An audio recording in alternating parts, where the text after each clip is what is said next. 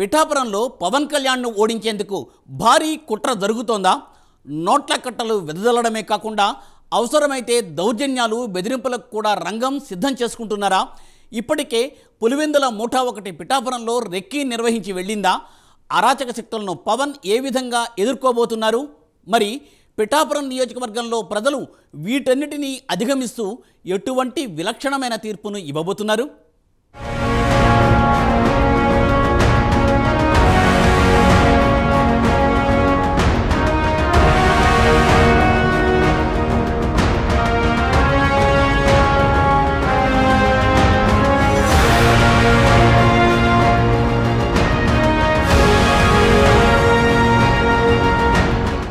Pawan కళ్యాణ్ను ఓడించేందుకు YCP భారీ కుట్ర చేస్తున్నట్లు ఎప్పటినుంచో వార్తలొస్తున్న సంగతి తెలిసిందే. సేనాని ఎక్కడ పోటీ చేసినా 2019 ఎన్నికల మాదిరి ఓడించాలని వైసీపీ కంకణం కట్టుకుంది. ఇందులో భాగంగా దేనికైనా ఒడిగట్టేందుకు ప్రణాళికలు రూపొందించుకుందని సమాచారం.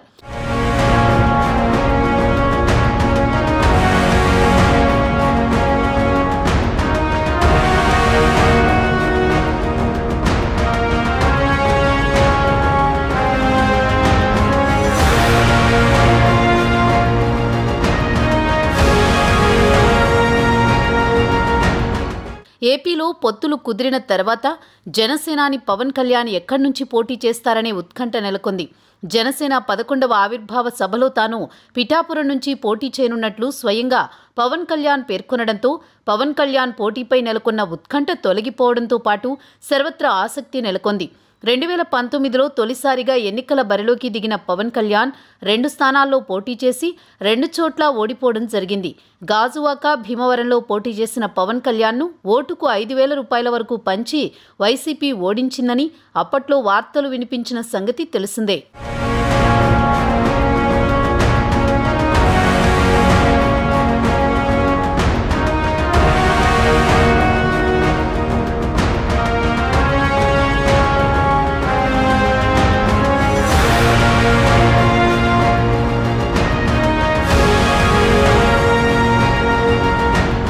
ఈ ఎన్నికల్లో ఉమ్మడి తూర్పుగోదావరి జిల్లా పిఠాపురం నుంచి పవన్ పోటీ చేయనుండడంతో మరోసారి అందరి దృష్టి పిఠాపురం వైపు మళ్లింది.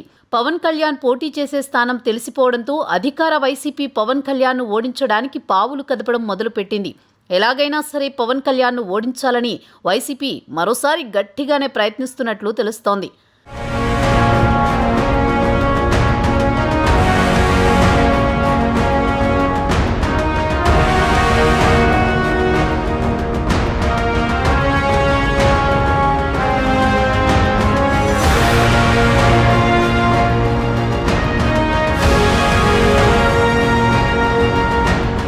పవన్ కళ్యాణ్ అసెంబ్లీలోకి అడుగు పెడితే ప్రజల పక్షాన గట్టిగా నిలబడతారని, ప్రశ్నిస్తారని, వైసీపీ హయాంలోని అవకతవకలను ఎండగడతారనే భయం వైసీపీకి పట్టుకుంది.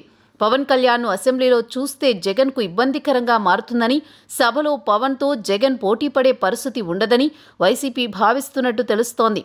గత 5 ఏళ్ల నుంచి జగన్ ప్రభుత్వం చేస్తున్న ప్రజా వ్యతిరేక విధానాలను తూర్పారబడుతూ జగన్ ముఠా చేస్తున్న అరాచకాలను ఎదిరిస్తూ ప్రజల్లో తిరుగుతున్న పవన్ కళ్యాణ్పై వైసీపీ కక్ష కట్టింది.